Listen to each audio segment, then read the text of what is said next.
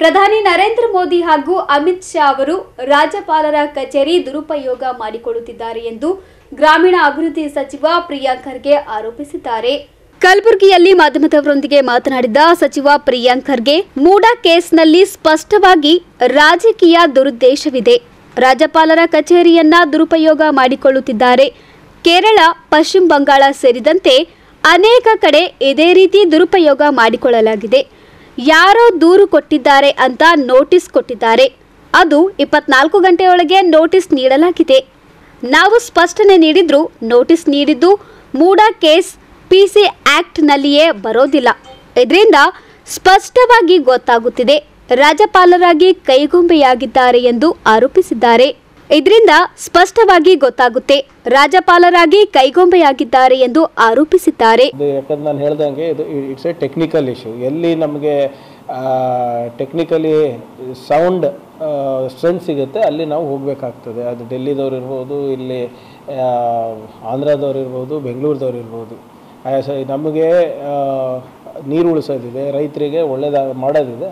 ಅದಕ್ಕೆ ನಾವು ಎಲ್ಲಿ ನಾವು ಟೆಕ್ನಿಕಲ್ ಎಕ್ಸ್ಪರ್ಟೀಸ್ ಇರುತ್ತದೆ ಅಲ್ಲಿ ನಾವು ಹೋಗಬೇಕಾಗ್ತದೆ. ಎಷ್ಟೊಂದು ಸರಿ ನಾವು ನಮ್ಮ ಫೊರೆನ್ಸಿಕ್ ರಿಪೋರ್ಟ್ಸನ್ನು ನಾವು ಗುಜರಾತಿಗೆ ಕಳಿಸ್ತೀವಿ, ನಾವಿಲ್ಲಿ ಮಾಡ್ತೀವಿ, ಅದ್ರ ಜೊತೆಗೆ ಅಲ್ಲೂ ಕಳಿಸ್ತೀವಿ. ಒಂದೊಂದು ಸರಿ ತೆಲಂಗಾಣ ಕಳಿಸ್ತೀವಿ, ತೆಲಂಗಾಣದವ್ರು ಇಲ್ಲಿ ಕಳಿಸ್ತಾರೆ. ಸೊ ಹಾಗಾಗಿ ಎಲ್ಲಿ ಎಕ್ಸ್ಪರ್ಟೀಸ್ ಇರ್ತದೆ ಅಲ್ಲಿಂದ ಎಲ್ಲಿ ಬೇಗ ಕೆಲಸ ಆಗುತ್ತೆ, ಸುಭದ್ರವಾಗಿ ಕೆಲಸ ಆಗುತ್ತೆ, ಅದನ್ನು ನಾವು ಮಾಡ್ಕೊಂಡು ನಮ್ಮ ಜವಾಬ್ದಾರಿ ಆಗುತ್ತೆ. ನನಗೇನು ಸಂಪೂರ್ಣವಾದಂಥ ಮಾಹಿತಿ ಇಲ್ಲ. ಆದರೆ ಈಗಾಗಲೇ ಇನ್ನೂ 3 ಫೀಟ್ ಏನೋ ನಿನ್ನೆ ಕಮ್ಮಿ ಆಗಿದೆ ಅಂತ. ಬಟ್ ರೈತರಿಗೆ ಈ ಬಾರಿ ಒಂದು ಮೊದಲೇ ಬೆಳೆಗೆ ಏನು ತೊಂದರೆ ಆಗೋದಿಲ್ಲ ಅಂತ ಭಾಳ ಸ್ಪಷ್ಟವಾಗಿ ಕೃಷಿ ಸಚಿವರು ಮತ್ತು ಇರಿಗೇಷನ್ ಮಿನಿಸ್ಟರ್ ಅವ್ರು ಹೇಳಿದ್ದಾರೆ. ಅದರ ಜೊತೆಗೆ 2ನೇ ಬೆಳೆಗೂ ಕೂಡ ಏನು ಮಳೆ ಏನು ತೊಂದರೆ ಇಲ್ಲ ಅಂತ ಕೂಡ ಮೀಟಿಯರಾಲಜಿ ಡಿಪಾರ್ಟ್ಮೆಂಟ್ ಹೇಳಿದೆ. ಎಲ್ಲನೂ ಕೂಡ ಬೃಹತ್ ಯೋಜನೆಗಳಿರೋದ್ರಿಂದ ಕೇಂದ್ರದ್ದು ಕೂಡ ನೆರವು ಬೇಕಾಗುತ್ತೆ.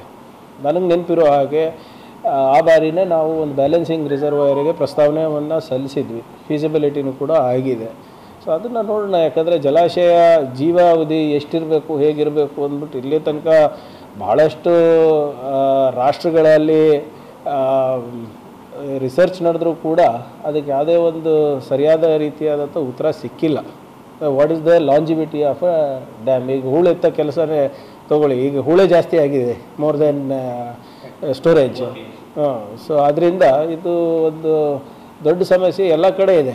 ಅಮೇರಿಕನಲ್ಲೆಲ್ಲ ಡ್ಯಾಮ್ಗಳು ಒಂದು 50 ವರ್ಷ 60 ವರ್ಷ ಆದಮೇಲೆ ನೀವು ಹೇಳ್ದಂಗೆ ಬ್ಯಾಲೆನ್ಸಿಂಗನ್ನು ಕಟ್ಬಿಡ್ತಾರೆ ಇದು. ಆದರೆ ಅಲ್ಲಿ ಅಷ್ಟು ನಮ್ಮಷ್ಟಿಲ್ಲ ಅಲ್ಲಿ. ಸೊ ಅದರಿಂದ ಇದು ಸ್ವಲ್ಪ ವೈಜ್ಞಾನಿಕವಾಗಿ ಪರಿಶೀಲನೆ ಮಾಡಬೇಕಾಗುತ್ತೆ. ಮತ್ತು ಬ್ಯಾಲೆನ್ಸಿಂಗ್ ರಿಸರ್ವಾಯರ್ ಏನು ಇವ್ರು ಕೇಳ್ತಾ ಇದ್ದಾರೆ ಅದು ಕೇಳಬೇಕಾಗ್ತದೆ ಕೇಂದ್ರ ಸರ್ಕಾರದ. ವಿಶ್ವವಿದ್ಯಾಲಯಗಳು ಒಂದು ಬ್ಲ್ಯಾಕ್ ಬಾಕ್ಸ್ ಥರ ಆಗಿಬಿಟ್ಟಿದೆ.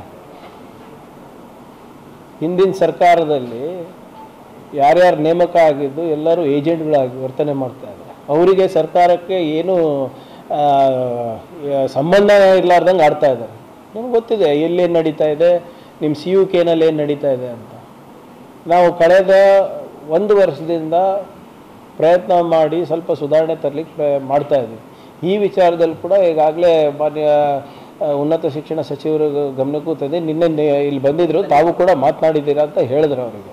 ಸೊ ಅವರು ಸ್ಪಷ್ಟವಾಗಿ ಹೇಳಿದ್ದಾರೆ ಏನೇನು ಮಾಡ್ತಾರೆ ಇದರಲ್ಲಿ ಅಂತ. ಎಲ್ಲ ಒಂದು ಅಂಗನವಾಡಿ ಕಾರ್ಯಕರ್ತನು ಮೌಲ್ಯಮಾಪನಕ್ಕೆ ತಗೊಂಡಿದ್ರು ಅಂತೆಲ್ಲ. ಇವೆಲ್ಲ ಹೇಗಾಗಿ ಸಾಧ್ಯ ಆಗ್ತದೆ ಹೇಳಿ? Without interference from top university. Entire MUDA ಪ್ರಕರಣ ಇದು ರಾಜಕೀಯ ದುರುದ್ದೇಶದಿಂದ ಮಾಡ್ತಾ ಇದ್ದಾರೆ ಅಂತ ಭಾಳ ಎದ್ದು ಕಾಣ್ತಾ ಇದೆ. ರಾಜ್ಯಪಾಲರ ಕಚೇರಿ ಇವತ್ತು BJP ಅವರ ಪ್ರಾದೇಶಿಕ ಕಚೇರಿಯಾಗಿ ಉಪಯೋಗ ಮಾಡ್ತಾ ಇದ್ದಾರೆ. ಇವತ್ತು ಇದೇನು ಹೊಸದಲ್ಲ. ಎಲ್ಲೆಲ್ಲಿ BJP ನಾಯಕತ್ವ ಅಸಮರ್ಥ ಇದೆ ಅಲ್ಲಿ ಗವರ್ನರ್ ಆಫೀಸು BJP ಆಫೀಸ್ ಆಗ್ತಾ ಇದೆ.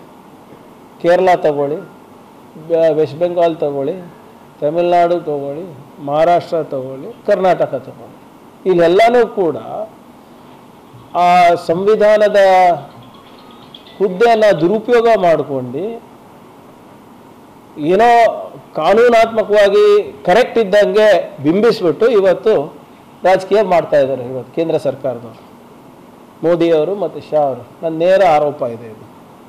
ನೀವು ಬೇಕಾದರೆ ನೀವು ತಮಿಳ್ನಾಡುದು ತೆಗೆದು ನೋಡಿ ಹೇಗೆ ರಾಜ್ಯಪಾಲರ ಭಾಷಣದಿಂದ ವಾಕೌಟ್ ಮಾಡಿರೋದೆಲ್ಲ ನಾ ಕೇಳಿದ್ದೀರಾ?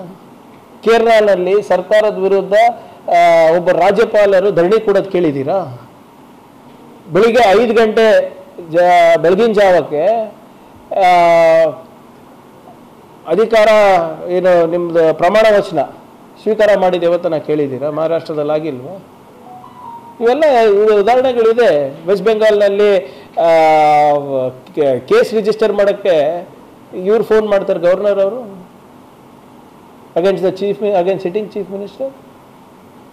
ಆಮೇಲೆ ನೋಡಿ, ಇದು ಸಿಂಪಲ್ ಇದೆ ಸರ್, ಸ್ವಲ್ಪ ದಯವಿಟ್ಟು ನನಗೆ 1 ನಿಮಿಷ ಕೊಡಿ.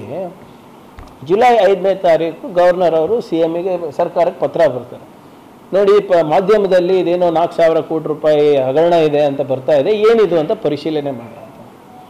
ಅದಾದಮೇಲೆ 15ನೇ ತಾರೀಕು ಮತ್ತೊಂದು ಲೆಟರ್ ಬರುತ್ತೆ. ಹಿಂಗೆಲ್ಲರೂ ಕಂಪ್ಲೇಂಟ್ ಮಾಡ್ತಾ ಇದ್ದಾರೆ, ನಿಮ್ಮ BJP ನಾಯಕರು ಮತ್ತು ಬೇರೆ ನಾಯಕರೆಲ್ಲ ಬಂದು ಕಂಪ್ಲೇಂಟ್ ಮಾಡ್ತಾ ಇದ್ದಾರೆ. ಇದನ್ನು ಯಾವುದು ನಮ್ಮ ಕುರುಬೂರು ಶಾಂತಕುಮಾರ್ ಅವ್ರದ್ದು ಒಂದು ಕಂಪ್ಲೇಂಟ್ ಬಂದಿದೆ, ಇವರು ಹಿಂಗೆ ದೂರು ಕೊಟ್ಟಿದ್ದಾರೆ, ದಯವಿಟ್ಟು ಅದೇನಿದೆ ಪರಿಶೀಲನೆ ಮಾಡಿ ನಮಗೆ ರಿಪೋರ್ಟ್ ಸಲ್ಲಿಸಿ ಅಂತ ಕೊಡ್ತಾರೆ. Bureau report in Gulbarga news.